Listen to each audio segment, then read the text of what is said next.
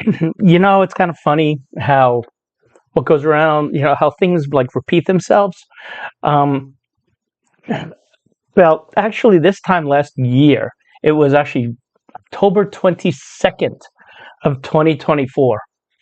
I did an article in LinkedIn. I wrote a LinkedIn article called "What is a Dead Name?" And it refers to the birth name of a transgender person, and who hasn't legally changed the name, and some HR perspectives and challenges. Um, by all means, hit my LinkedIn profile.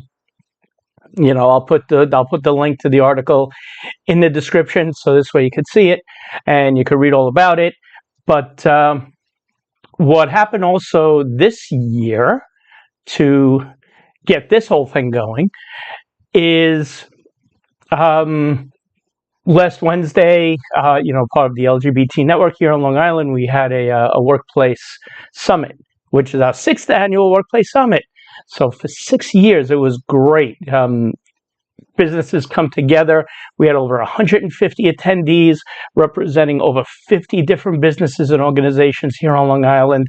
It was fantastic. We had breakout sessions, roundtable discussions, a closing panel that was just amazing. And, sponsors, all different companies sponsored and everything like that. And one of the roundtable discussions that I facilitated was about culture and policies surrounding pronouns.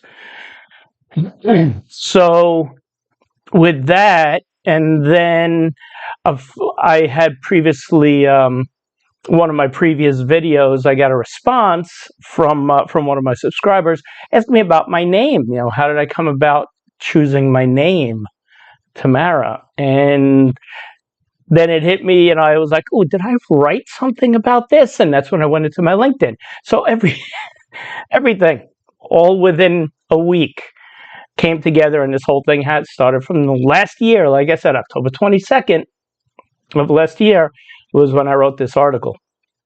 So, so again, what's my name, Tamara?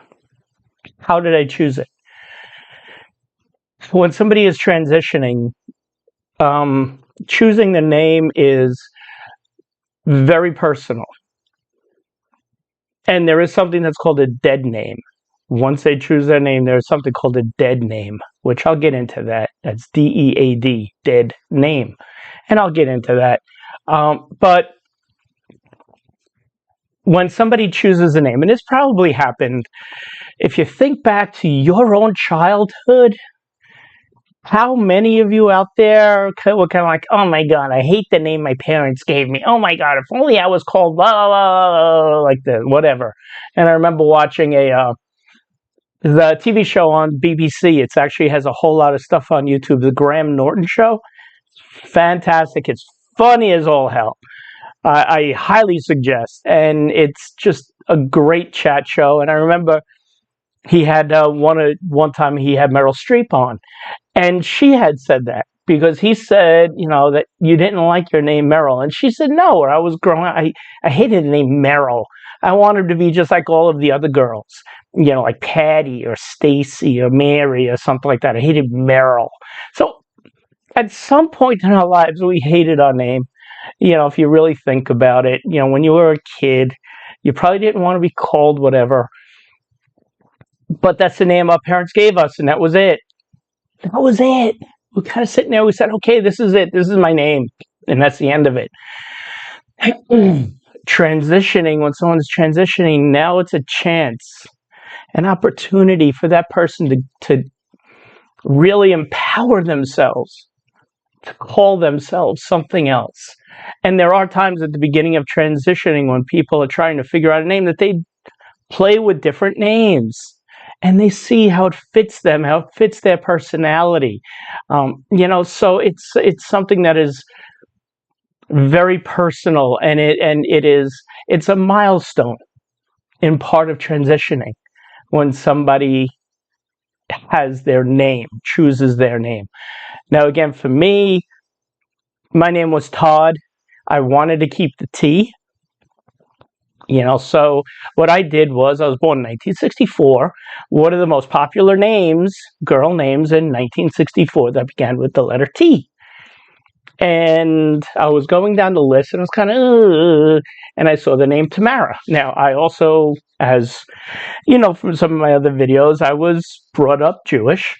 So I saw Tamara, which is actually a Jewish name. It means like palm tree, something like that. And I liked it. So Tamara. So that's how I chose my name. And it kind of fit Tamara, Tammy. I remember my brother, he said, I'm going to screw it up. And I don't want to screw it up. So you know what? I'll just call you T. Okay, cool. That's fine with me. So my brother, my family they call me T. Okay, I'm fine with that. So that's how I chose my name. Everybody has their own little story about how they chose their name. Now, a lot of times what people will say is, don't use my dead name. The dead name is the birth name that they had. For a lot of transgender individuals, that name, the birth name, that is associated with a lot of trauma, usually. Family that just that marginalize them, that push them away, that just all of the childhood trauma that goes with it, all of the depression, the anxiety of having this name and associating it with the gender that you don't identify with. So that's why it's called a dead name. Personally, for me, Todd is not a dead name. The way I see it is, Todd did a lot of things in this life. So my story was that Todd was driving the car. Todd was behind the wheel for a lot of years. Tamara was sitting in the passenger seat. And then we pulled over to a rest stop and we transitioned. Tamara's in the driver's seat. Todd's still there. Tamara was always there, was always in the car. That's my thought. That's the way that I see it. So Todd was never a dead name. I never looked at it as, don't call me that. But you do have to realize that does happen. So from your point as a friend, from the personal standpoint, as a friend, as an ally, as a family member, someone who is supportive, remember, use the name that they prefer. What's so bad about it? As I said before, it doesn't matter. It's just a name. What happens if you go to a party? You go to a party and one of your friends comes over and says, "Hey, I'd love you to meet this person. This person's such a great person. You'd get along fantastic. Come on, I want you to talk to this person. His name is Steven." And you go, "Oh, hey Steve, how are you?" And that person says, "I prefer if you call me Steven." What do? Do you sit there and go, "Oh my God, I'm not going to call you Steven. I'm going to call you Steve because that's what I've always wanted to." And what do? You say, "Okay, sorry. Hey, Steven." And that's it. And you move along. What is the big deal about using somebody's preferred name, even if they haven't legally changed it yet? Now, that does come with some caveats, especially in business, because a lot of HRIS programs, they don't have a space for preferred name. So if your organization has a name badge that a person has to wear, they may not be able to have their preferred name on their name badge. There are ways around it, because you don't want somebody like me, let's say, with makeup on, wearing a dress and heels, and my name badge says Stephen. That's kind of weird, don't you think? So, and if a cisgender woman, Mary Jones, gets married, and now her last name is Mary Smith. Oh, great! Boom! Here's your new ID, Mary Smith. Come, it's easy like that, but it's not easy for someone who's transgender. You know, a lot of things to think about. We do want our employees to feel safe. We want them to feel that they are valued by the company, because if they don't feel that they're valued, are they going to be engaged? Or are they going to have the mindset of, you know what? I'm just going to do the bare minimum amount of work just to keep getting my paycheck. And that means that this company now is steeped in mediocrity. I don't think anybody in C-suite wants that. So look into your systems. Granted, the flip of the coin, and this is where HR has to lean on the human of human resources, has to explain to the individual that, well, you haven't legally changed your name yet. So what we can do, and I know Microsoft does this with Outlook and such, is, your email address, we could change that. It can forward, this is your preferred name, and it can be forwarded to your email. Or, here's your preferred name. Let's make up a new ID card with your preferred name. However, you have to understand that if you have not legally changed your name, your paycheck, your W-2, your I-9, everything, if we do health insurance, your health insurance still has to be under your legal name. But we will do everything that we can to update everything else.